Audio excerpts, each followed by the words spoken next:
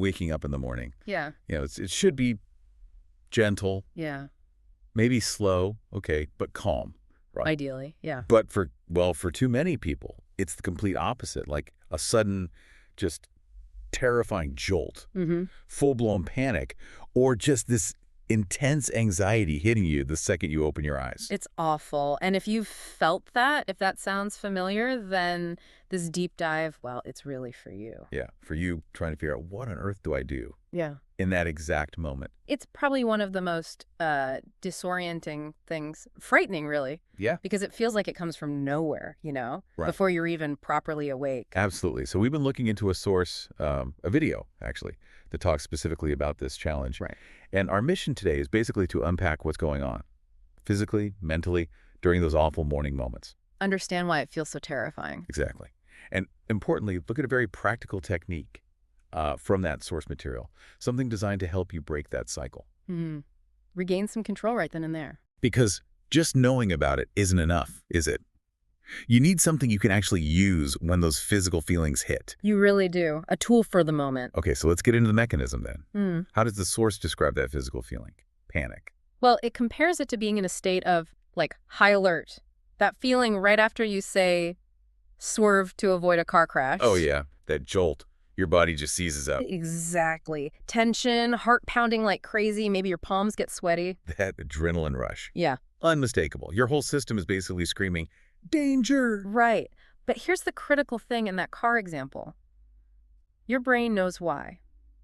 It has immediate, clear context. Whoa, almost crashed. Precisely. And that explanation makes sense of the pounding heart, the tension. So once the car is gone, the danger's past. Your body starts to calm down. It gets the all The clear. signal, yeah, the threat is over. Okay, but here's where the waking panic gets so, well, weird and terrifying. Your body fires up that exact same high alert state. Heart racing, muscles tense, adrenaline pumping. But you're just lying there, in bed. Right. There's no swerving car, no obvious external danger anywhere. And that, according to the source, is the absolute core of the problem, because there's no apparent reason for this huge physiological reaction. Your mind has no explanation, zero context for why your body is suddenly acting like you're about to, I don't know, fight a tiger. Exactly. So the mind, which is always trying to make sense of things, it looks at the body's state and it gets scared. Scared of the feeling itself. Yes. It thinks basically, my body's freaking out like there's danger, but I can't see any danger, so this feeling must be the danger. Ah, okay. And that fear, the fear of the unexplained symptoms. It just triggers more panic. It feeds back into the system. So reading this awful loop.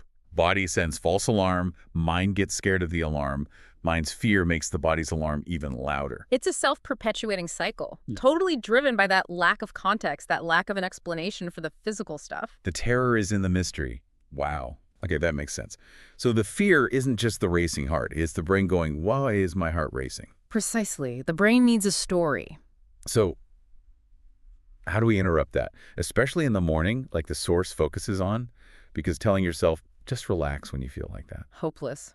Doesn't work. Not in that state. So what does the source suggest? What's the strategy? Okay, so it offers a really practical step-by-step approach, almost like a deliberate mind shift. Yeah. And the very first thing, the absolute immediate action step when you feel that panic kick in as you wake up, is pretty counterintuitive for some. Which is? Get up immediately. Do not stay in bed. Really? Even if it's like 4 a.m.? Even then, start moving. Get your feet on the floor. Start your day, whatever that looks like, even if you just walk around the room. Why? Why is getting up so important? Well, the idea behind it is that physically moving sends a signal to the sort of primitive part of your brain. It helps it perceive that you're getting away from danger. Even if the danger is just the feeling itself. Exactly. Staying still, lying in bed, can almost reinforce that feeling of being trapped with the panic. Movement signals action, escape, even on a subconscious level. Okay, that makes sense. Action versus inaction. So step one, move the body, get out of bed. What's next? This mental step you mentioned. Right. This is the core of the technique, the mind trick part, as you called it. Okay.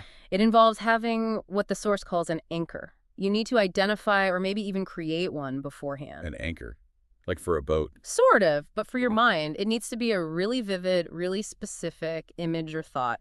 It could be a place, a person, an activity. Very concrete. Very concrete.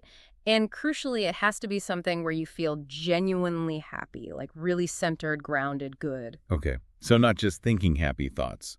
More specific. Much more specific. Their example was picturing watching grandchildren play, feeling that specific joy. But it could be, the feeling of sun on your face on a specific beach, or hiking a particular trail you love, or hearing a piece of music that just fills you with peace. Got it.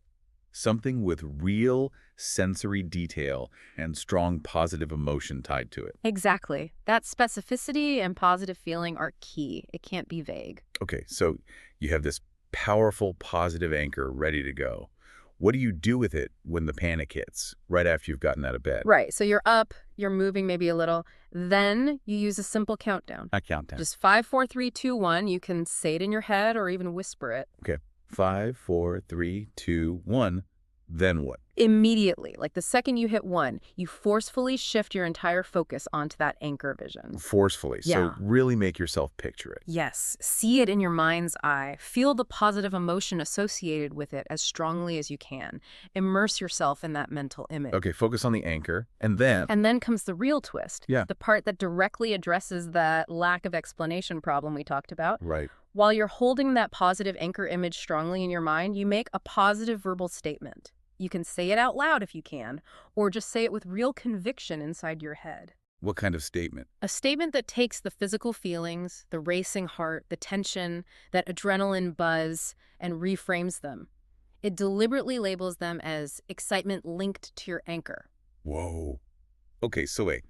If my anchor is, say, seeing my grandkids and my heart is pounding. You'd picture the grandkids vividly, feel that joy, and say something like, wow, my heart is racing because I'm just so excited to see them later. Or even just focus on the feeling and say, I'm so excited. You're basically telling your brain, this feeling isn't fear, it's excitement about this positive thing. Precisely. You are consciously, deliberately giving your mind an alternative explanation for the physical symptoms. The explanation it was missing before. Exactly. You're providing the context. Instead of the brain interpreting the racing heart as unknown danger, it starts to process it as physiological response to positive anticipation.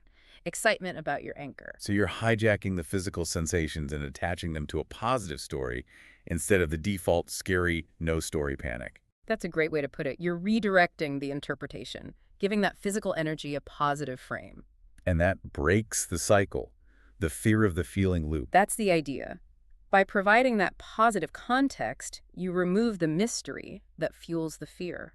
The physical sensations might still be there initially, but they start to feel less terrifying because your mind now has a benign, even positive explanation for them. That makes so much sense. It's really clever, actually. It is. It's about actively intervening in that mind-body communication loop. The source also mentioned something broader, didn't it? About worry sometimes becoming like a habit in the body. Yeah, it touched on that. The idea that sometimes anxiety or worry isn't just mental. It can become almost like a learned physical pattern. Your body learns to just jump into that high alert state almost automatically without a clear conscious trigger. Like the morning panic becomes a conditioned response. Sort of, yeah.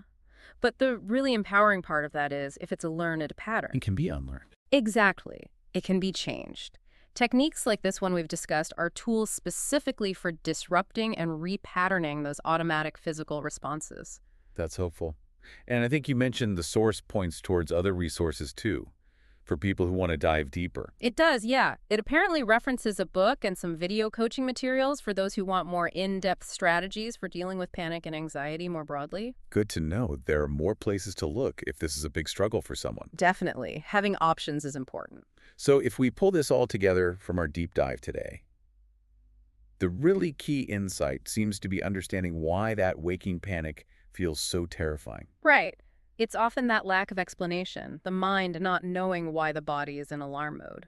And the power of this technique comes from consciously giving it an explanation. A positive chosen explanation, using that anchor to provide context for the physical feelings. So the steps are, number 1, panic hits, you get up immediately. No staying in bed. Move the body first, yes. Number 2, have that vivid, positive anchor image ready to go. Really specific and strong. Then use the 5, 4, 3, 2, 1 countdown to shift focus. And immediately jump to that anchor vision. And finally, deliberately reframe the physical feelings. The racing heart, the tension, tell yourself, out loud or internally, this is excitement, linked to that positive anchor. Exactly. Give those sensations a new job description, essentially. It feels like a really active strategy, Yeah, something you can actually do in a moment that otherwise feels completely out of control. it offers that point of agency. Yeah. A way to interrupt the pattern instead of just being swept away by it. It definitely makes you think, doesn't it? Yeah. Beyond just waking panic. How else in life might things change if we got better at consciously choosing the explanation, the story we attach to our body's feelings? Hmm. That's a really interesting question to ponder. What positive context could we intentionally create for other physical reactions we experience day to day?